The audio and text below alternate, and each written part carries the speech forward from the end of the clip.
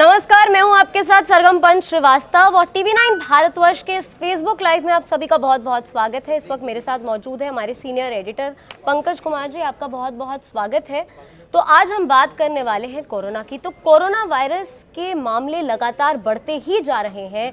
देश और दुनिया में अब ये चिंता का सबब बने हुए हैं और ऐसे में आप सभी को मैं बता दूं कि टीकाकरण अभियान भी जोरों शोरों पर है, पर उसके बावजूद भी अगर हम पिछले कुछ दिनों की बात करें तो लगातार 90,000 से भी ज़्यादा मामले रोज रजिस्टर हो रहे हैं। लेकिन अगर टीकाकरण अभियान की हम बात करें तो 45 साल से ज़्यादा के उम्र के जो तमाम लोग हैं उनका टीकाकरण अभी हो रहा है।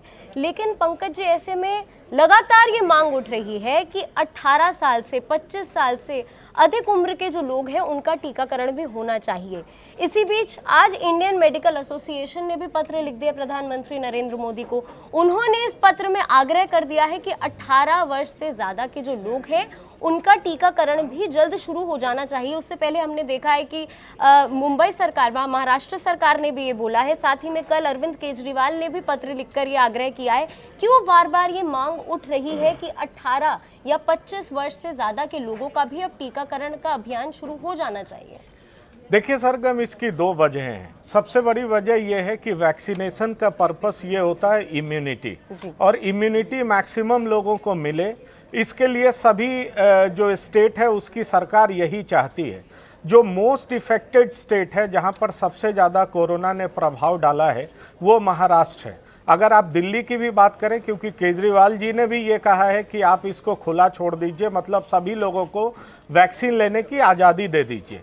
तो पर्पस यही है कि हर्ड इम्यूनिटी कैसे डेवलप हो, और हर्ड इम्यूनिटी डेवलप करने के दो तरीके हैं। एक तरीका ये है कि ज़्यादा से ज़्यादा लोग इन्फेक्टेड हों, तो ये बहुत मुश्किल तरीका है क्योंकि इसमें बहुत लोग सफ़र करेंगे, डेथ भी हो सकता है, बहुत तरह की परेशानी हो सकती है। और दूसरा तरीका ये है कि ज़्यादा से ज़्यादा लोगों को वैक्सीनेट करें। तो पहले सरकार ने ये अप्रोच निकाला कि 30 करोड़ लोग जो कि कोमॉर्बिडिटीज़ के भी शिकार हैं, 60 से ज़्यादा उम्र के लोग हैं, और अब उसको रिलैक्स करके 45 से ज़्यादा कर दिया। क्योंकि इसमें सरकार की दो सोच है। एक तो ये है कि हम उस हिसाब से जो वैक्सीन है वो अवेलेबल करा सकें, और दूसरी बात यह है कि जो सबसे ज़्यादा प्रभावित लोग हो सकते हैं, जिनकी इम्यूनिटी सबसे कम होती है, उन्हें जल्दी से जल्दी वैक्सीनेट कर सके। तो सरकार इस ओर कदम आगे बढ़ा रही है।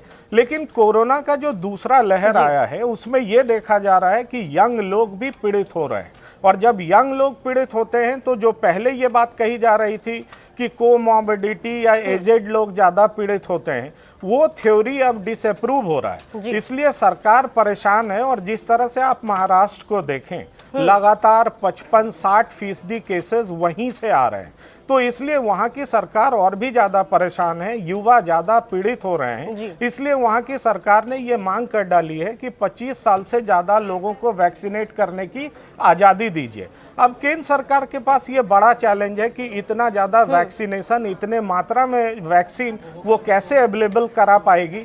क्योंकि अगर आप वीके पॉल की बात करें तो वो ये कहते हैं कि 470 मिलियन हम जून से अगस्त तक में अवेलेबल करा पाएंगे। हमारे पास दो ही कंपनी है जो वैक्सीन बना रही है, तो अवेलेबिलिटी एक इशू जरूर है। लेकिन अगर आप आईएमए की बात सुने या और स्टेट्स की बात सुने, तो अब उनको लगता है कि ज़्यादा से ज़्यादा लोगों को वैक्सीनेट करा, हम हर्ड इम्यूनिटी जितनी जल्दी अटेन कर पाएंगे, उतना ही ज़्यादा हम अपने लोगों को बचा पाएंगे। लेकिन पंकज जी, इसमें सबसे बड़ा सवाल ये उठता है कि जो हर्ड इम्यूनिटी की आप बात कर रहे हैं और साथ ही में अवेलेबिलिटी पे जो आप सवाल उठा रहे हैं, कितने हद तक मुमकिन है? क्योंकि भारत की आप आबादी देखिए, और अभी 45 से जितने भी उम्र के ज़्यादा लोग हैं उनका वैक्सीनेशन यहाँ पे चल रहा है। लेकिन जैसे आपने कहा कि यंगर जनरेशन को अगर देखा जाए तो आमतौर पे देखा जाता है कि वो ट्रैवल कर रहे हैं, वो ऑफिस जा रहे हैं, वो अपने घर से बाहर निकल रहे हैं, और उन्हीं को देख के इन तमाम पत्रों में ये कहा जा रहा है कि इन्हीं के चलते कोरोना वायरस का संक्रमण ज़्यादा तेज़ी से फैल रहा है। लेकिन ऐसे में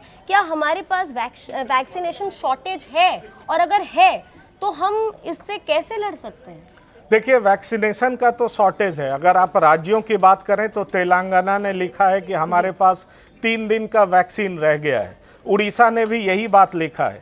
हरियाणा सरकार की भी बात करें तो वो कह रहे हैं कि हमारे पास महज 53,000 वैक्सीन के डोज रह गए। जी। तो जाहिर तौर पर ऐसे कई राज्य हैं जिनके पास वैक्सीन का शॉर्टेज है और सरकार के पास फिलहाल एक बहुत बड़ा चैलेंज भी है। अब जो डिमांड है उसके हिसाब से सरकार कब तक सप्लाई कर पाती है, ये एक बड़ा चैलेंज जरूर है। लेकिन जो मोस्ट इन्फेक्टेड स्टेट्स हैं, जहां कोरोना की रफ्तार बहुत ज़्यादा है और अब जहां युवा भी पीड़ित हो रहे हैं, वैसे राज्यों की सरकारें केंद्र सरकार से ये मांग करने लगी है कि आप हमें रिलैक्सेशन दीजिए, हम ज़्यादा से ज़्यादा लोगों को वैक्सीनेट कर सकें। इसके लिए आप ज़्यादा से ज़्यादा वैक्सीन हमें अवेलेबल कराइए। जी पंकज जी, जो कोरोना वैक्सीन अभियान चल रहा है, इस कार्यक्रम का विस्तार किया जाना जरूरी है। वही मांग आज इंडियन मेडिकल एसोसिएशन ने की, कल अरविंद केजरीवाल ने प्रधानमंत्री को पत्र लिखा, लेकिन इसे कैसे संभव बनाएंगे आप? मेन सवाल तो यही पर है यहाँ पर। देखिए, इसको संभव बनाने के लिए और भी कंपनीज को परमिशन देना पड़ेगा, पर इसमें भी टाइम तो लगेगा ही। अगर आप बात करें एज ग्रुप, तो एज ग्रुप, किस एज ग्रुप तक इसको लिमिट रखा जाए, इसको लेकर के बहुत सारा कंफ्यूजन है। मैंने आपको बताया कि अगर इम्यूनिटी कितना दिन लास्ट करेगा, इसको लेके भी कंफ्यूजन है, क्योंकि अगर मिसल्स की बात करें 95% लोगों को वैक्सीन दे दिया जाए तो हर्ड इम्यूनिटी आ जाता है। 80% थ्रेशोल्ड पोलियो के लिए कहा जाता है, पर इसके लिए कितने लोगों को वैक्सीनेट किया जाए, इसके बारे में कोई पुख्ता जानकारी नहीं है।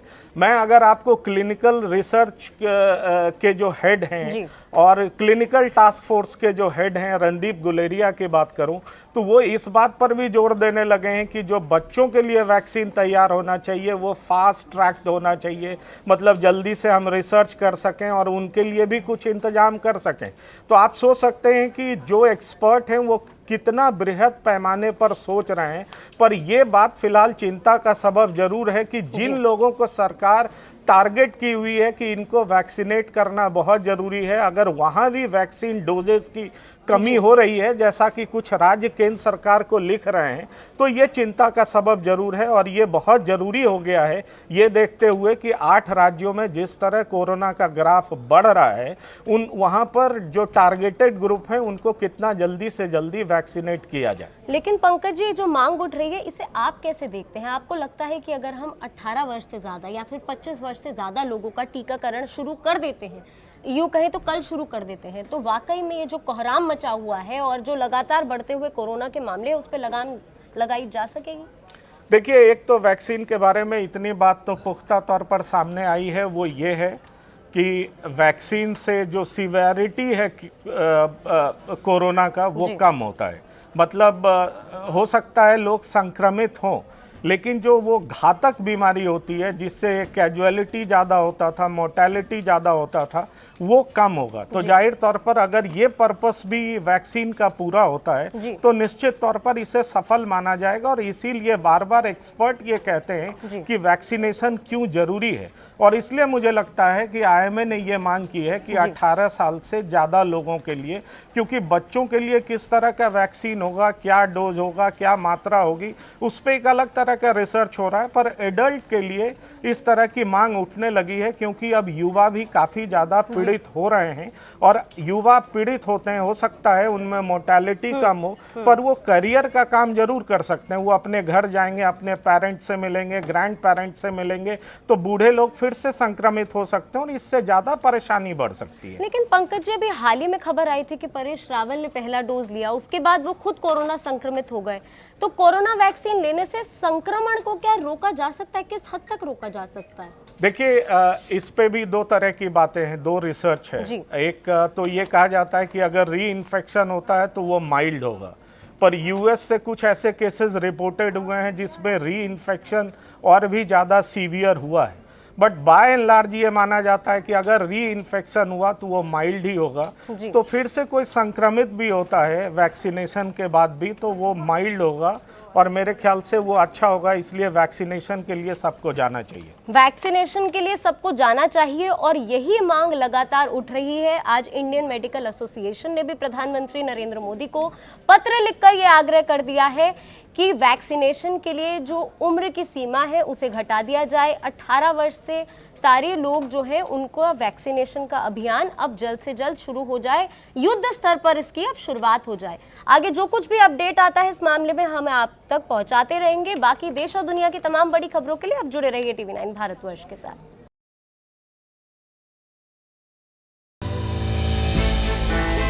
हमने की गलती फिर एक बार, कोरोना ने किया दोबारा प्रहार। मास्क, 2 गज दूरी, करें अपनी सुरक्षा खुद।